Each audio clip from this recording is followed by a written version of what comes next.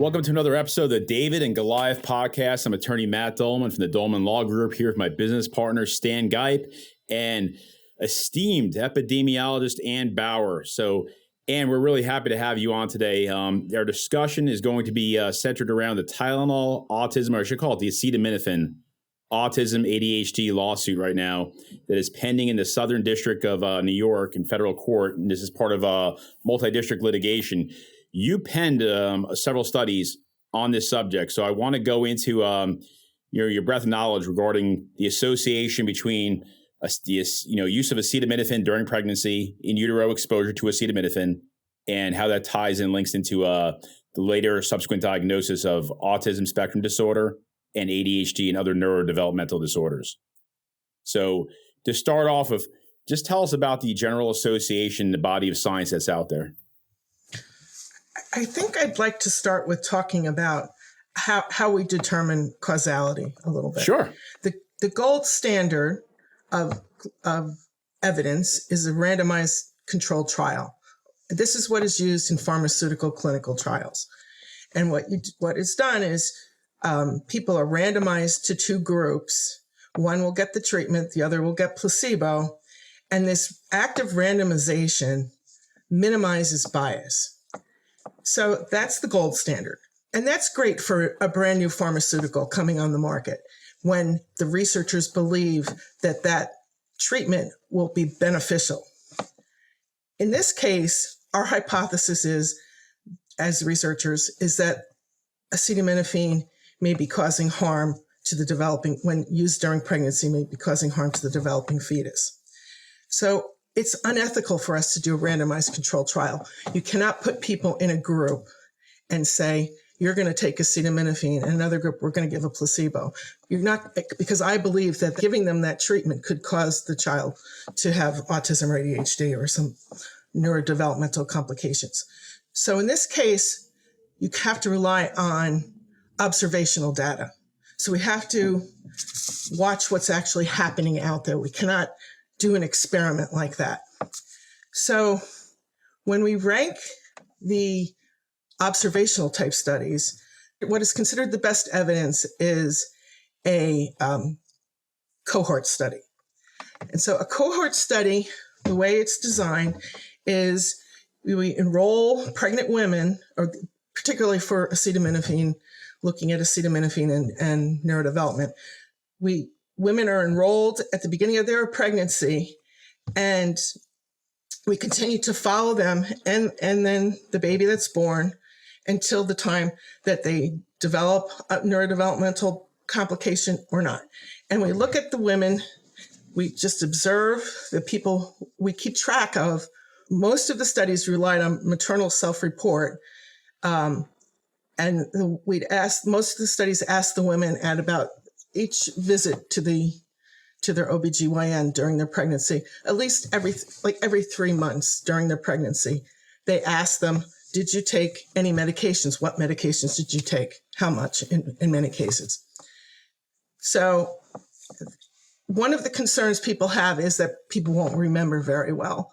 We're asking in a relatively close time period to when the exposure is occurring. We're asking about the exposure before the child develops autism or ADHD.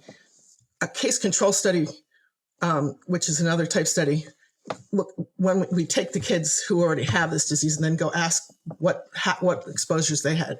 So when the child is 5 or 8 years old, you could go ask, what did you take while you were pregnant? Well, they're going to have a hard time remembering. So all the studies, so now there are over 30 studies that are cohort studies, the type where we followed the women during their pregnancy and then followed the children, that suggest that acetaminophen increases the risk of neurodevelopmental disorders when taken during pregnancy, of the neurodevelopmental disorders of the offspring. More recent studies have improved methods, and they found an even stronger signal. Some of these more recent studies have measured the amount of acetaminophen in the infant's cord blood, in the meconium, or the mother's urine, or the mother's plasma. And so we actually have measurements of the acetaminophen. And those, we get even a stronger signal of an association between acetaminophen and these neurodevelopmental disorders. Primarily what's been investigated and found is ADHD, but also autism has been found in a number of studies.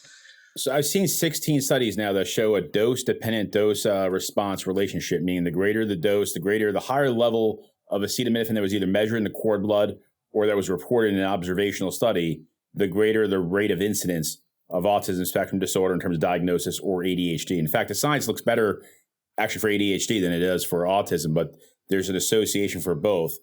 And that's some of what we're going to discuss today. Stan and I are interested in is attacking the science because we're proponents of the science. But how is this going to play out in litigation? How is it going to play out when they, the federal standard is Daubert, and when they eventually have the Daubert hearings in this case, what does the science look like? Because some of the critiques are based on the fact they're observational studies and the inherent biases that are related to observational studies and the lack of a control group. For instance, in the Johns Hopkins study that came out in it was 2019, that was published in JAMA Psychiatry. Yeah, let me explain something about that study. Sure. And any study.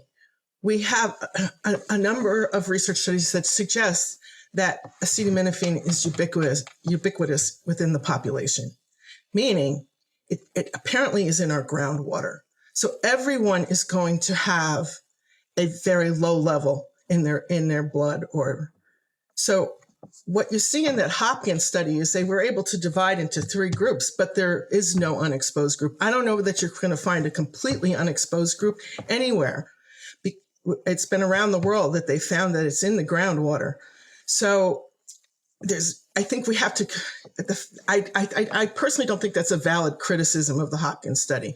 They divided into tertiles of exposure and compared the lowest group of exposure to the highest group of exposure and the middle group.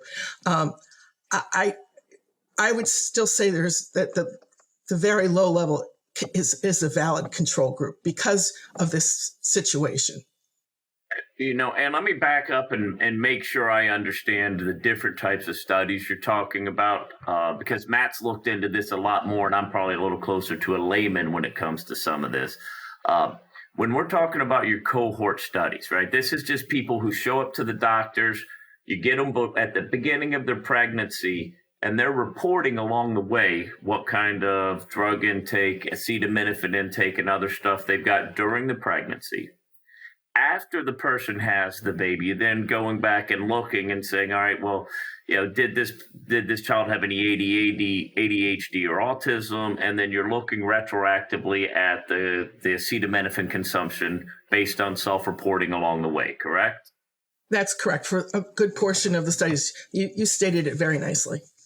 Okay, so that's kind of where you're talking about those 30 studies that show that there was some sort of correlation, right? Correct. Now, correlation, for the layman, doesn't necessarily mean causation, right? Because there could be something else in the pregnancy that's causing pregnant women to take acetaminophen, and it could be that underlying cause. That the reason they're taking acetaminophen could also have been the cause of the ADHD or acetaminophen or autism, correct? Which, by the way, is the greatest critique of the research out there is could the underlying conditions cause this? Right. How does that dovetail with the cord blood studies? Because it seemed like, the cord blood study starts to move us out of that just, hey, it's correlation to now we're looking at a higher concentration equals a more likely hood of the occurrence of the underlying condition. It's a better exposure assessment, right? And so it's better to have an actual biomarker than to be asking the mother. Although you're not getting the full complement of exposure, you're only getting exposure for a short period of time by measuring cord blood because the half-life is fairly short for acetaminophen. You're only capturing a day's, 4 hours to 8 hours worth of exposure with that. The best designed study may be capturing both biomarkers as well as maternal report, but like a daily diary. But I do want to say all of those studies that were done, the researchers did try their best to control for potential confounders that they were aware of. So almost all of them control for the reason the woman used the acetaminophen.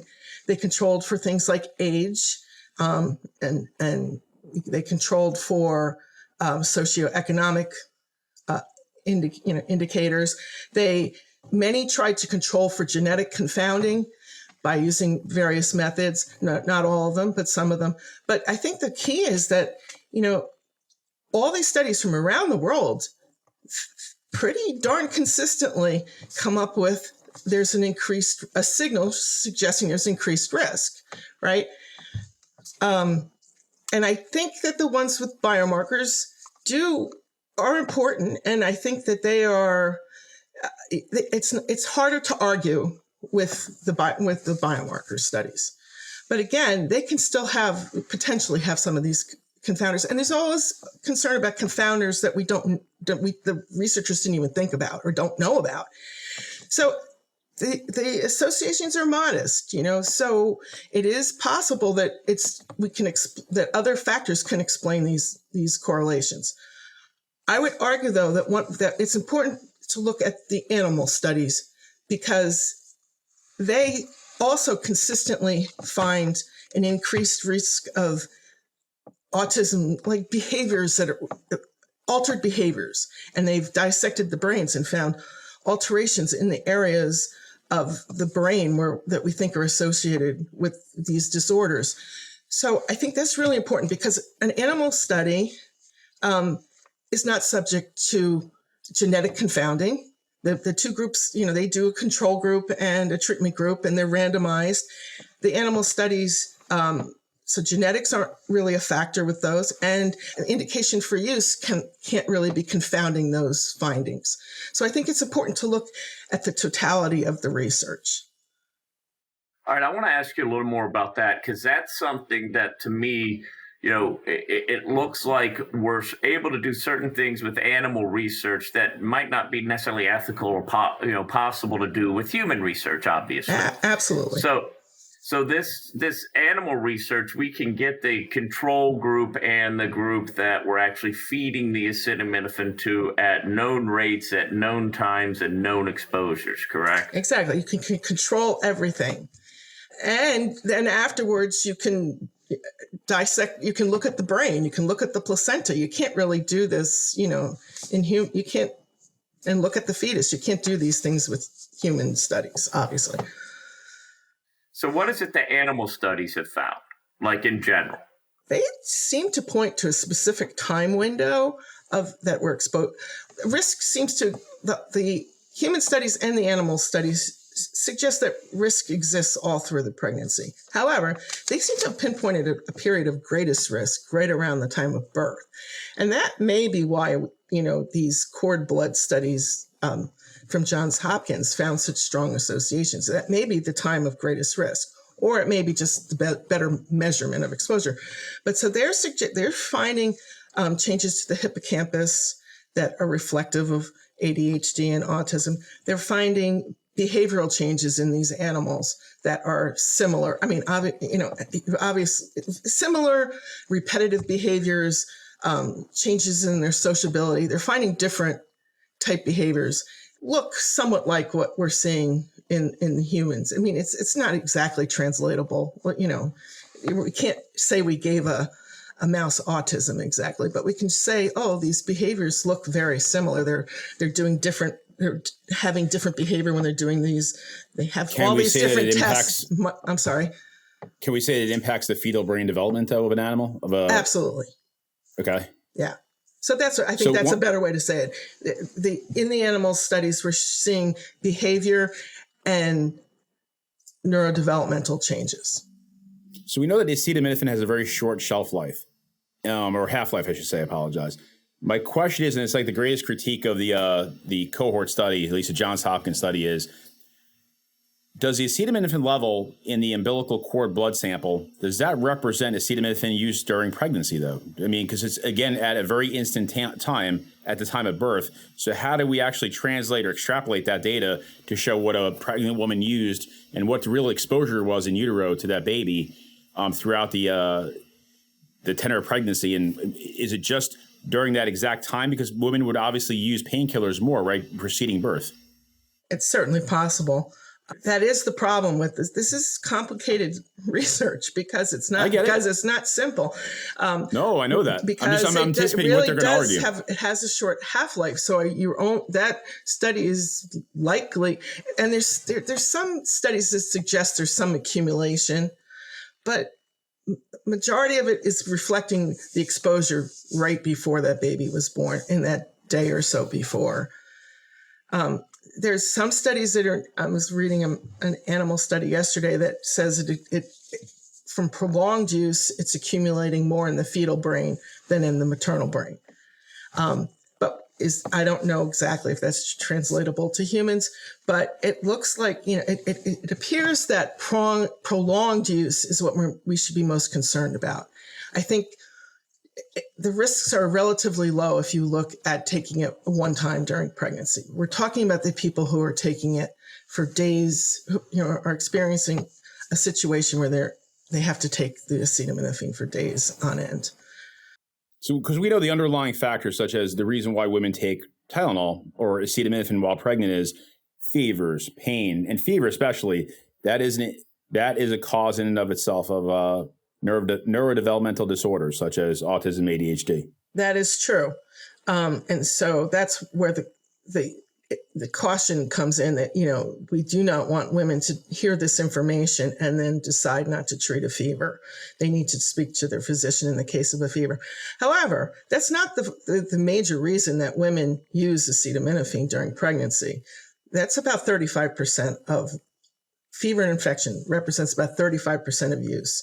The rest of it is headaches, backaches, girdle pain, just discomfort and nuisance pain, some of it nuisance pain that they experience during pregnancy. So, I think at this point, we don't have a great alternative, and, doctors may still need to recommend that women take acetaminophen for fever. However, I think there needs to be a serious discussion about, do you really need to be taking this for these other indications? Are there other ways to try and minimize your headache? I think we need to seek alternatives for that. So it's not the occasional exposure, it's the prolonged exposure, the use of it over and over again, right, especially in the later trimester. Is that correct? Where you believe the association is strongest? That's what the research seems to suggest, yes. It seems to be like a more judicious use of the product would probably be recommended. Hey, do we need to lower dosage? Do we use the minimum amount possible? Don't take 4 pills just because it hurts, Realize that there may be a risk factor associated with each time you take this drug, so take it as little as possible during pregnancy. Right. And it's practical to say at this point, because there isn't another alternative. I'd like to see a better, safer alternative developed, but we're not there yet.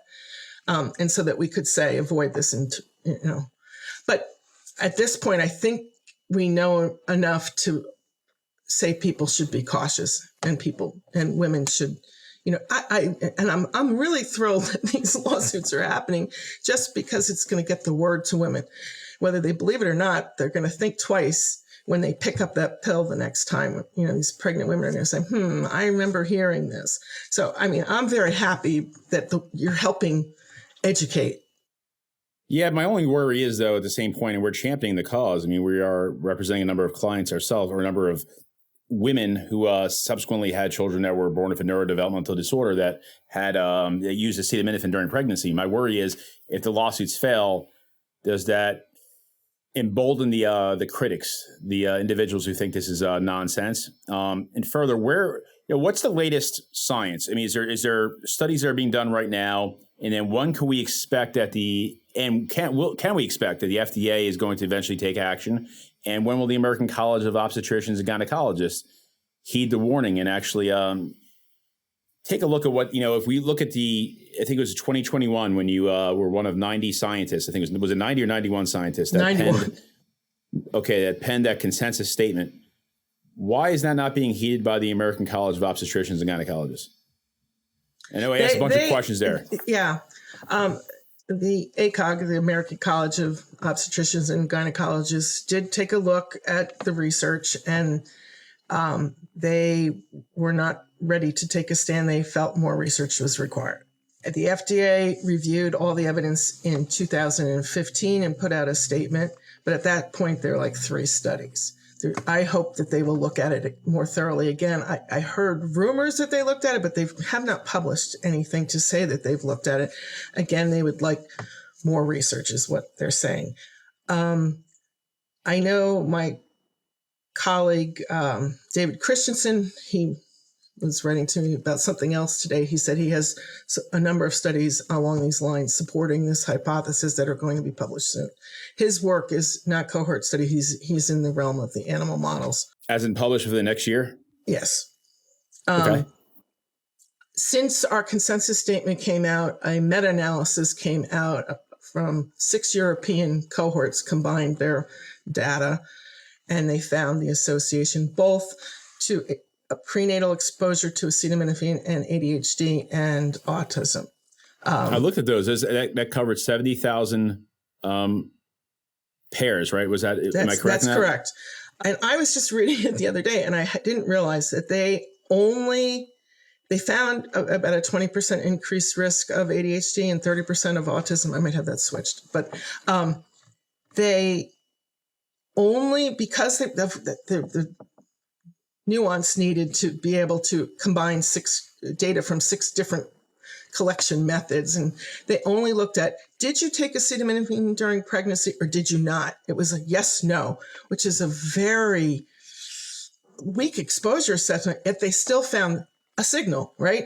So I think if we really measure, I just don't think that's a very accurate measurement, right? To say, because what we're seeing is that if you took it just once, it's a big difference from taking it 30 times in your risk. So I thought it was really interesting that they still were able to find the association. So that, and meta-analysis ranks at the top of the scientific evidence pyramid. So it's important that they found it, but that they found risk. I guess the concern, however, is that, it's still minimal risk that it's not a strong enough signal that it isn't possible that it can be explained by other factors that they were unable to measure. They did try. What's the threshold? What's the threshold of when you get to a significant risk?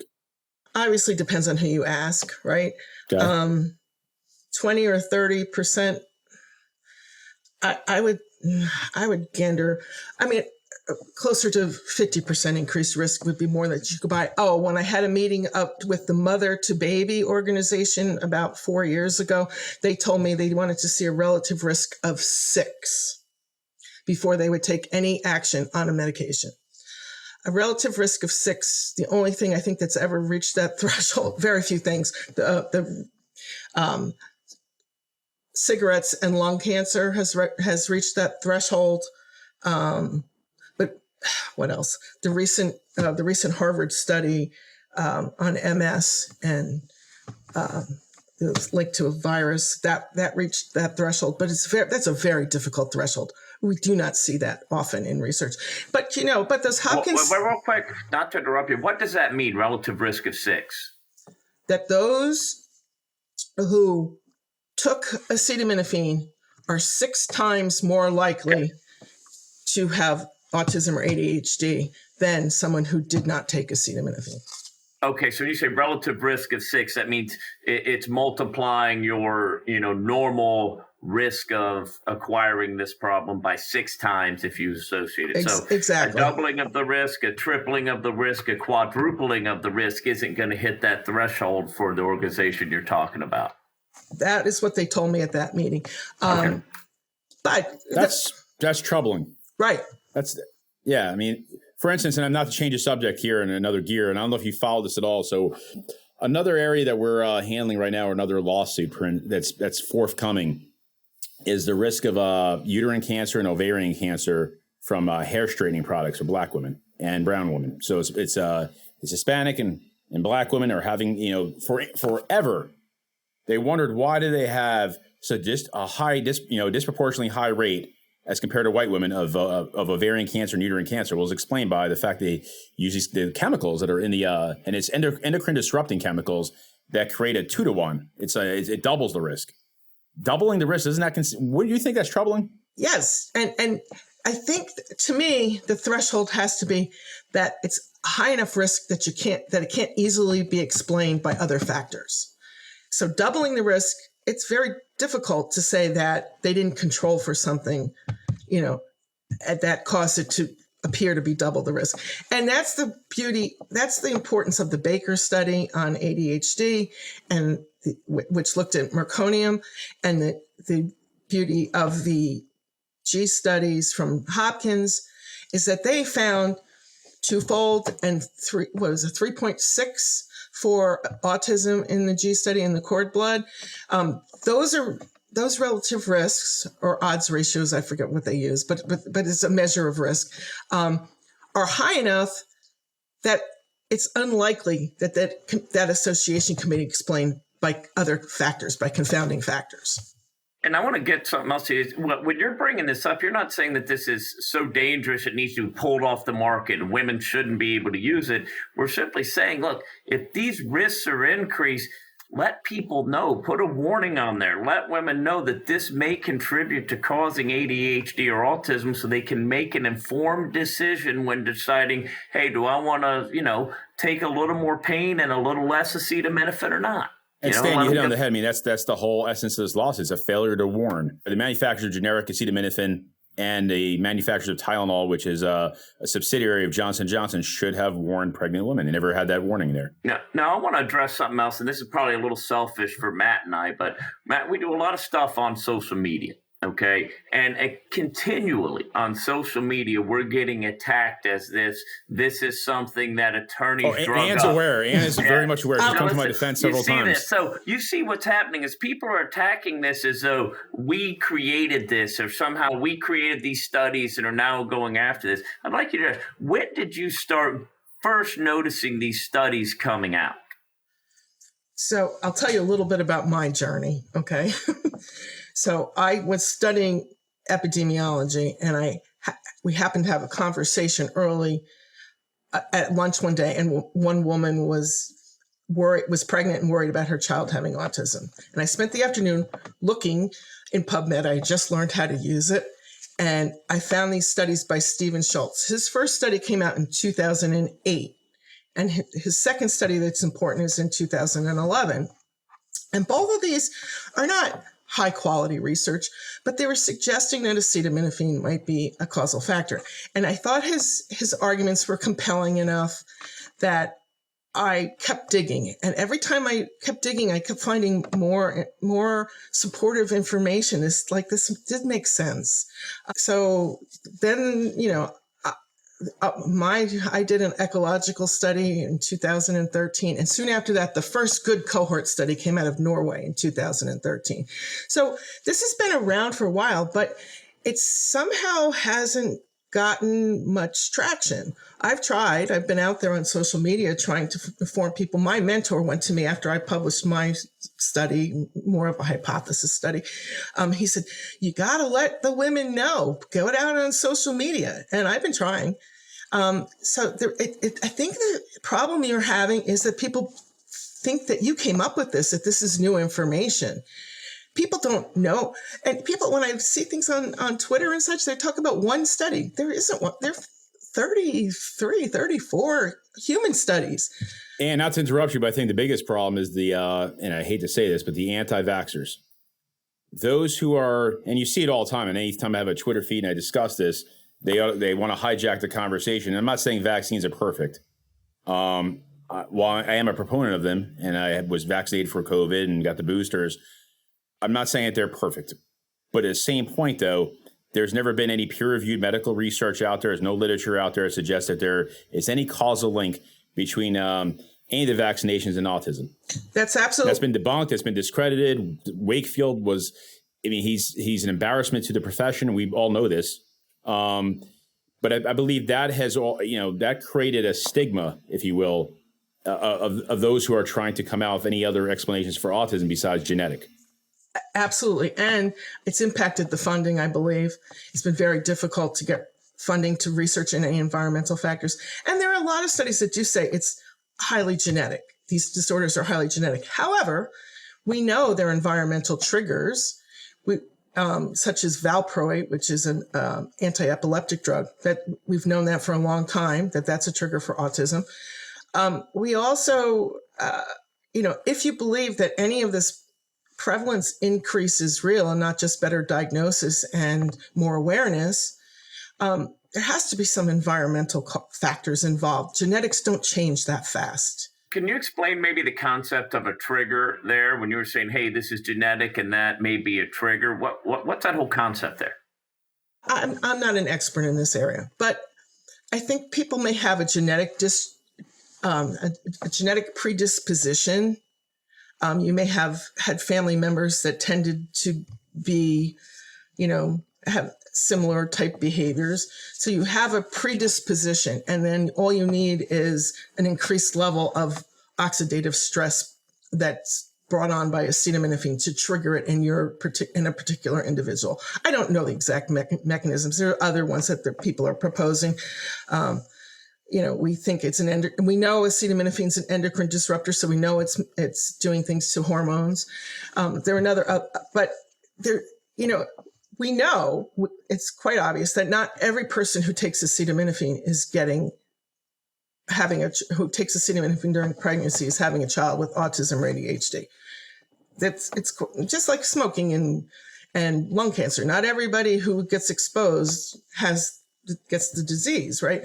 So there's got to be some other factors at play, right? So I think perhaps it's genetics, most likely that's a piece of the puzzle. It may be timing of exposure, it may be the length of exposure, but there are a lot of factors. It's not, so I think we are learning more and more about epigenetics, which is the interaction of genes and the environment. And most diseases we're finding really have an environmental component. And that's why I try to explain it. When we get calls from women or even their husbands asking about this lawsuit, they're asking me, did I cause my child's autism? I'm trying to explain to them, this is not the cause. Okay. It's not the most likely cause genetics, but it is we believe it is a cause. It's a possible cause, but it's a factor to be considered in the totality of circumstances, but it's not the cause. And I think some individuals have trouble grasping that concept. I kind of think, it increases the risk of it, and it may be the cause in certain people, but to say that it is a cause in all people, I think is where you get the long. But I think it definitely shows that in some people, the acetaminophen is the cause. I think that's correct. I think I like to bring people back to smoking and lung cancer because people understand that. Not everyone who gets lung cancer was a smoker, and not every smoker gets lung cancer. It's the same kind of thing. There are other causes of autism, and we know some of them. We have some clues. We know some things like pesticides could be a factor.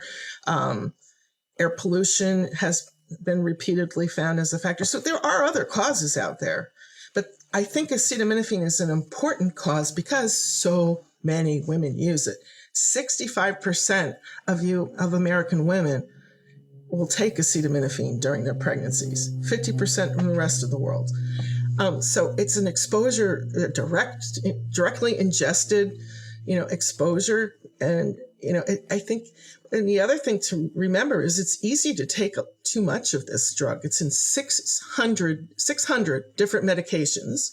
So if you're taking a cold medicine and you decide to take acetaminophen, you're getting too much. The therapeutic index is fairly narrow. It's the number one cause of acute liver failure because of its toxicity. So it's not a benign substance, and it's easy to, but it has a reputation that it is. And I think that's part of the education, is this is not a benign substance. Understood. How do you think the science is going to be attacked by the defense? I think on genetics, and I think on indication for use. They're going to go and say that it was really the fever. The reason the woman took the acetaminophen, that's the cause. I think those are the two major reasons it's being attacked. And also the other issue with autism and ADHD is it isn't like you can get a blood test and diagnose it. It's reliant on, we have scales to measure behavior. We have doctors' diagnoses, but it's not a hard and fast diagnosis. So that's another place they can, so they can attack you on the exposure. We didn't measure that well. They can attack you on the outcome isn't measured as well as in some other studies. And then the confounding factors and the biases. Those are the things. But I going back to, I think the animal studies are particularly important, and that's been totally ignored by the American College of of Obstetricians and Gynecologists and the FDA. The fact that they're all saying the same thing, to me, is a strong indicator that the epidemiology is correct. Understood. Because again, the confounding factors don't relate to animals. Right. Yeah, I want to ask you about something you said in the beginning that some people who are listening may either find incredible or something that they just didn't really have the concept. Because I looked into this years ago. We get a lot of stuff in our groundwater in really small, measurable concentrations. So you mentioned something like everyone gets exposure to acetaminophen because it's in the groundwater. Explain that a little bit. Like what kind of we're not talking like high concentration, we're talking like parts per billions or something like this, aren't we? Yeah, I'm not an expert on this either, but I know that David Christensen did a study and they were shocked when they first found that everybody in his Danish cohort was exposed. It is very low concentrations, but Matt said specifically that the Johns Hopkins study on cord blood didn't have a control group. And I think that's one of the criticisms, but it's not exactly, because I just don't think that the people who lodge that criticism understand that everybody has this low level. That, you've seen the studies that newborn babies have 200 chemicals in their blood when they're born. People are exposed to low levels, very low levels of chemicals, and it can be detected when you're doing these type studies.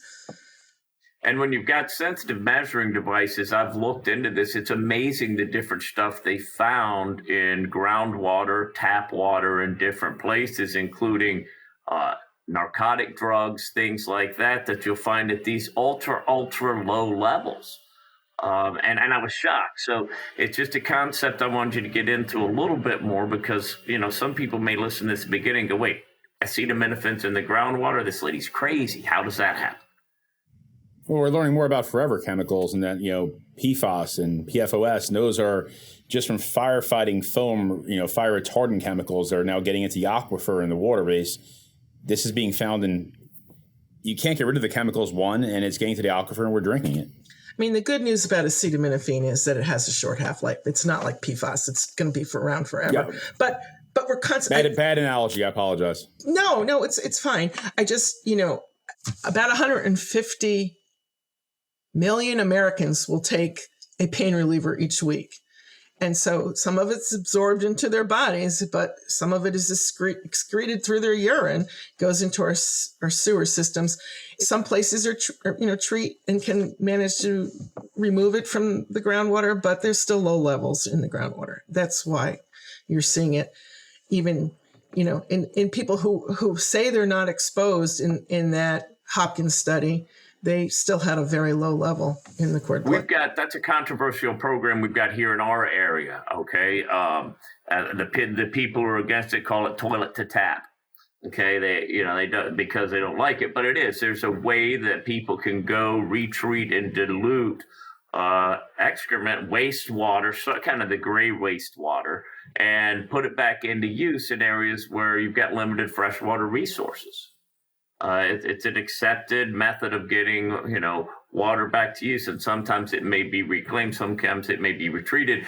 But all these things eventually make it back down into our groundwater in some minuscule amounts. Right. I doubt that these, but then again, we don't know. Are these exposures all additive? I mean, do they interact? We have a lot to learn. We don't know. So could these endocrine disrupting chemicals are interesting in that low levels have effects, which was, a real challenge to conventional toxicology, was that low levels can have adverse effects.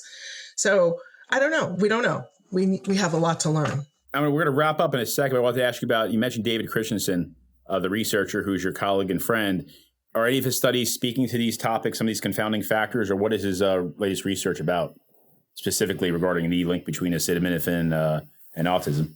His research is using animals, so confounding is not the issue with his work. I think he's going to try and replicate some of the prior studies. He may be looking at some interaction with other chemicals. I haven't seen exactly what he's doing, but his work has primarily focused on the reproductive issues involved with taking acetaminophen. We have, and that research has actually been going on longer. There's male congenital malformations that are associated with using acetaminophen during pregnancy.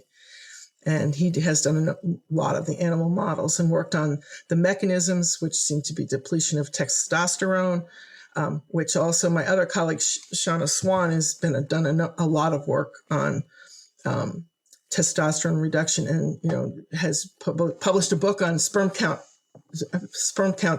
decline across the world, which these are all seem to be related to endocrine disrupting chemicals.